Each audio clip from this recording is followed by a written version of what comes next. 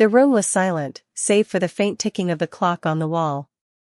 He sat alone, the dim glow of the lamp casting long shadows across the worn wooden table. In his hands, he held a single sheet of paper, a letter that had arrived earlier that day. His fingers trembled as he reread the words, each sentence cutting deeper than the last. It was a confession, written in his wife's familiar handwriting, but the words were anything but familiar. They spoke of betrayal, of a secret she had carried for years, of a mistake that had haunted her every day since. His heart pounded in his chest, a mix of anger, disbelief, and sorrow swirling inside him. He had always trusted her, believed in their marriage, in the life they had built together over 4 decades. They had raised children, weathered storms, and celebrated triumphs. But now, this. The letter felt like a bomb, shattering the foundation of everything he thought he knew. He leaned back in his chair, staring at the ceiling as if it might offer some kind of answer. The room felt smaller, the walls closing in around him. He thought about confronting her, about shouting, about demanding answers.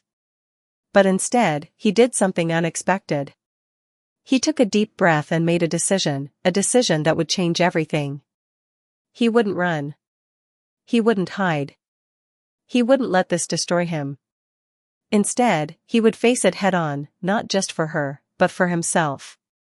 He didn't know what the future held, but he knew one thing: he wasn't ready to give up on the life they had built together. Not yet. The clock continued to tick, each second stretching into eternity. He folded the letter carefully and placed it back in its envelope. Tomorrow, he would talk to her. Tomorrow, they would begin the painful, uncertain journey of confronting the truth.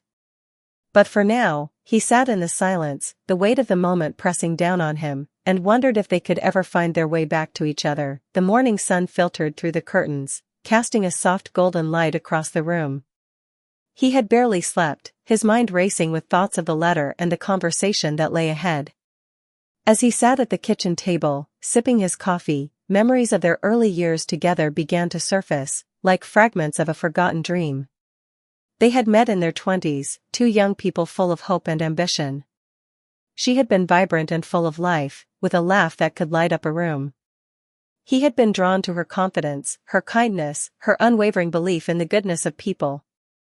Their love had been passionate and all-consuming, a whirlwind of late-night conversations, spontaneous adventures, and dreams of a future filled with endless possibilities. Their wedding day had been perfect, a celebration of their love surrounded by family and friends. They had promised to stand by each other through thick and thin, to build a life together that was as strong as it was beautiful. And for a while it had been. They had bought a house, started careers, and welcomed 2 children into the world. Life had been busy, chaotic, and sometimes overwhelming, but they had faced it together, hand in hand. But as the years passed, something had changed. The demands of work, the pressures of raising a family, and the weight of unmet expectations had slowly chipped away at their connection. They had stopped talking the way they used to, stopped making time for each other. The laughter that had once filled their home had been replaced by silence, the kind that felt heavy and suffocating. He thought about the moments he had missed, the times he had come home late from work, too tired to ask about her day, the weekends he had spent focused on projects around the house instead of spending time with her, the anniversaries and birthdays that had become just another day on the calendar. He had been so caught up in providing for their family, in being the responsible one, that he had forgotten to nurture the love that had brought them together in the first place. And now, as he sat there, the letter burning a hole in his pocket, he couldn't help but wonder if he had played a part in driving her away. Had she felt as lonely as he had? Had she been searching for something he couldn't give her? The thought filled him with a deep sense of regret, but also a glimmer of understanding. When she finally walked into the kitchen, her eyes were red and swollen, as if she had been crying all night. She hesitated for a moment, then sat down across from him, her hands clasped tightly in her lap. The air between them was thick with tension, the kind that made it hard to breathe. "I'm sorry," she whispered, her voice breaking. "I never meant to hurt you." He looked at her, really looked at her, and saw the pain in her eyes. It wasn't just guilt, it was sorrow, regret, and a longing for something they had lost. In that moment, he realized that this wasn't just about her mistake. It was about their marriage, their love, and the life they had built together. "We need to talk," he said, his voice steady but gentle. "Not just about the letter, but about us. About where we went wrong." She nodded, tears streaming down her face. And so, they began to unravel the tangled threads of their past, piece by piece, memory by memory. It was painful and messy, but it was also necessary. For the first time in years, they were truly honest with each other, laying bare their fears, their regrets, and their hopes for the future. As the hours passed, the weight in the room began to lift, replaced by a fragile sense of hope. They didn't have all the answers, and the road ahead would be far from easy. But for the first time in a long time, they were facing it together. The living room felt like a battlefield, though no words had been spoken yet. He sat on the couch, his hands clasped tightly together, while she sat across from him in the armchair, her eyes fixed on the floor. The letter lay on the coffee table between them, a silent witness to the storm that was about to unfold. He took a deep breath, breaking the heavy silence. "I need to understand," he began, his voice calm but firm. "I need to know why." She looked up at him, her eyes filled with tears. For a moment, she seemed to struggle to find the words, her lips trembling as she tried to speak. Finally, she whispered, "I was lonely." The words hung in the air, simple yet devastating. He felt a pang of guilt, knowing that he had contributed to that loneliness.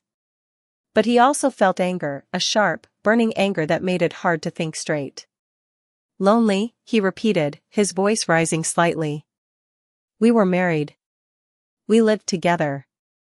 How could you be lonely?" She wiped her tears with the back of her hand, her voice trembling as she spoke.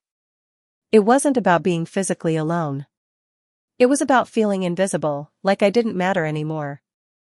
You were always so busy with work, with the kids, with everything else. I felt like I was just there. Like I didn't have a place in your life anymore." Her words hit him like a punch to the gut. He wanted to argue, to tell her that he had always cared, that he had always loved her. But deep down, he knew there was truth in what she was saying. He had been so focused on providing for their family, on being the responsible one, that he had neglected the one person who mattered most. "But why didn't you talk to me?" he asked, his voice softer now.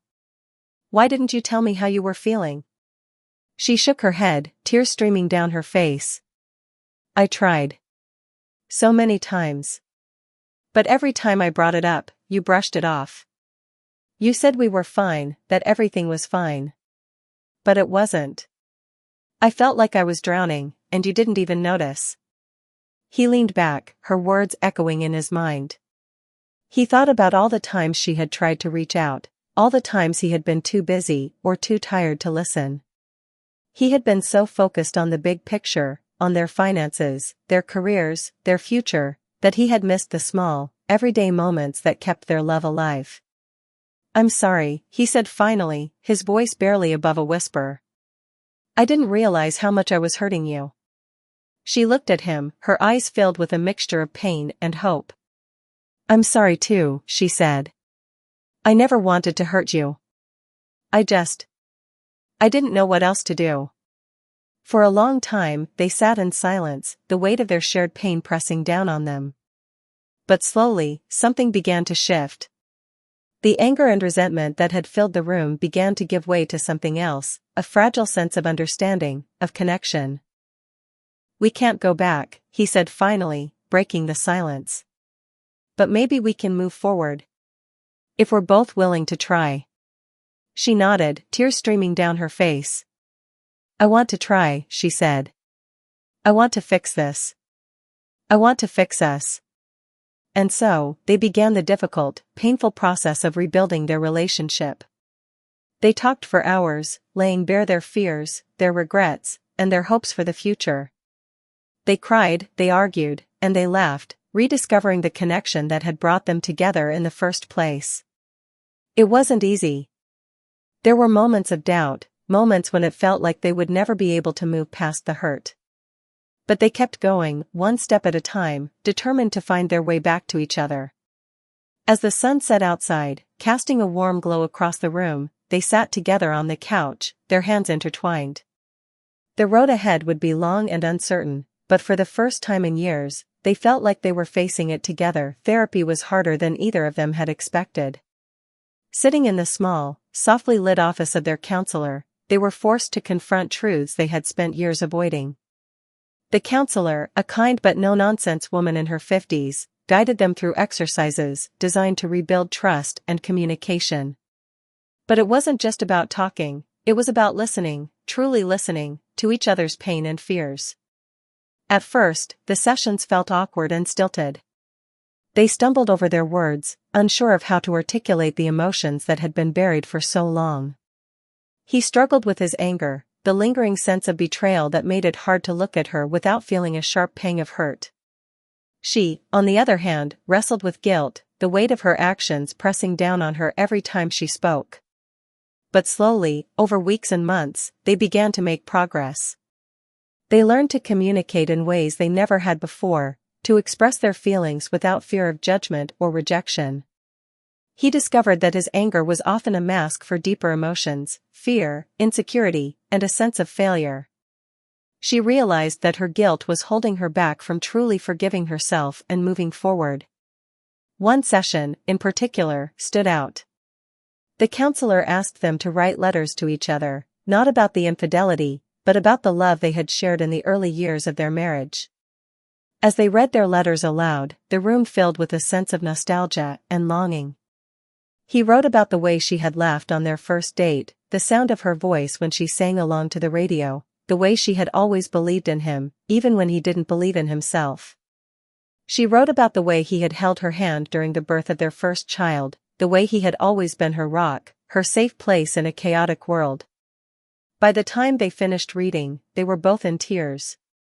For the first time in years, they remembered why they had fallen in love in the first place. It wasn't just about the big moments, the weddings, the births, the anniversaries. It was about the small, everyday moments that had built the foundation of their relationship. Outside of therapy, they began to make changes in their daily lives. They started setting aside time for each other, whether it was a weekly date night or simply sitting together on the porch in the evenings, talking about their day. They learned to appreciate the little things, a shared joke, a quiet moment, a simple gesture of kindness. But it wasn't all smooth sailing. There were setbacks, moments when old wounds resurfaced and threatened to undo all the progress they had made. One evening, after a particularly difficult therapy session, they found themselves in a heated argument. He accused her of not being fully committed to the process, while she felt like he was holding her mistake over her head, never letting her move past it. The argument ended in silence, both of them retreating to opposite ends of the house. But later that night, he found her sitting alone in the kitchen, a cup of tea in her hands. Without a word, he sat down beside her and took her hand. "I'm sorry," he said quietly. "I don't want to keep punishing you. I'm scared. Scared that we'll never be the same again." She looked at him, her eyes filled with tears. "I'm scared too," she admitted. "But I don't want to give up. Not on us." That moment became a turning point. They realized that healing wasn't about erasing the past or pretending that everything was perfect. It was about acknowledging the pain, learning from it, and choosing to move forward together. As the months passed, they began to see glimpses of the love they had once shared. They laughed more, argued less, and found joy in the simple act of being together. They also began to rebuild trust, not through grand gestures, but through small, consistent acts of honesty and vulnerability. One evening, as they sat together on the porch, watching the sunset, she turned to him and said, "Do you think we'll ever be okay?" He thought for a moment, then smiled. "We're already okay," he said. "Not perfect, but okay. And that's enough for me." She smiled back, a genuine, heartfelt smile that reminded him of the woman he had fallen in love with all those years ago. In that moment, he knew that they were going to make it. It wouldn't be easy, and there would still be challenges along the way. But they were in it together, and that was all that mattered. The garden was alive with the sounds of laughter and chatter, the warm summer breeze carrying the scent of blooming flowers. Family and friends had gathered to celebrate their 40th wedding anniversary, a milestone that had once seemed impossible. As he stood at the edge of the crowd, watching his wife greet their guests with her trademark smile, he felt a swell of emotion, pride, gratitude, and a deep sense of peace. It had been a long journey, filled with pain, struggle, and moments of doubt. But as he looked around at the faces of their loved ones, their children, now grown and starting families of their own, their friends, who had stood by them through thick and thin, he realized how far they had come. The evening began with a heartfelt speech from their eldest son, who spoke about the lessons he had learned from his parents' marriage. "They taught me that love isn't about being perfect," he said, his voice filled with emotion. "It's about showing up, even when it's hard. It's about forgiveness, resilience, and choosing each other, day after day." As the applause died down, he stepped forward to give his own speech. He hadn't planned what he was going to say, but the words came to him easily, flowing from a place of honesty and love. 40 years ago, I made a promise," he began, his voice steady but filled with emotion. "I promised to love, honor, and cherish this incredible woman, no matter what life threw at us. And let me tell you, life has thrown a lot." The crowd chuckled, but he could see the tears in their eyes. He continued, his gaze fixed on his wife. "There were times when I thought we wouldn't make it.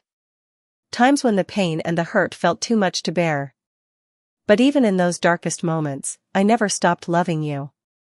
And I realized that love isn't just a feeling, it's a choice. A choice to forgive, to grow, and to keep fighting for what matters most." He paused, taking a deep breath.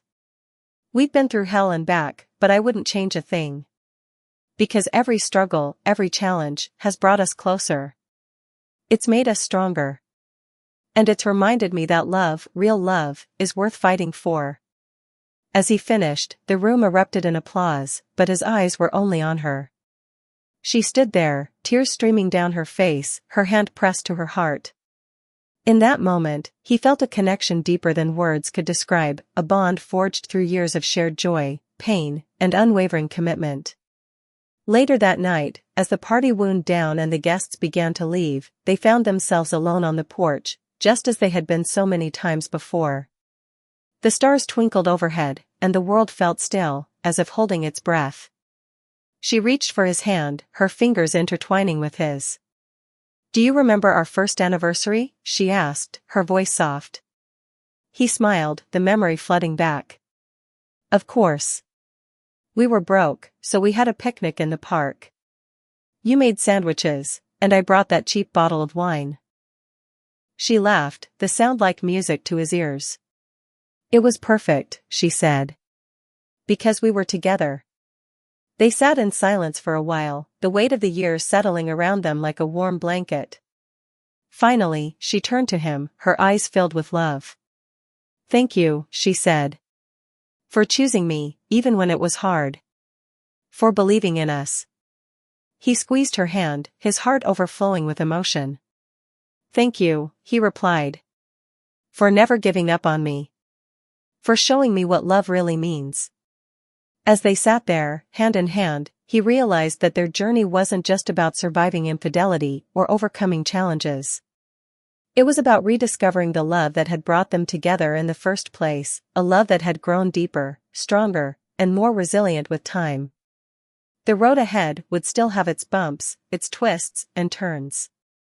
But they were ready. Ready to face whatever came their way, together. And as the first light of dawn began to break over the horizon, they walked back inside, their hearts full and their spirits light. They had come through the storm, and on the other side, they had found something even more beautiful, a love that had been tested, tempered, and transformed. It wasn't perfect. But it was theirs. And that was enough.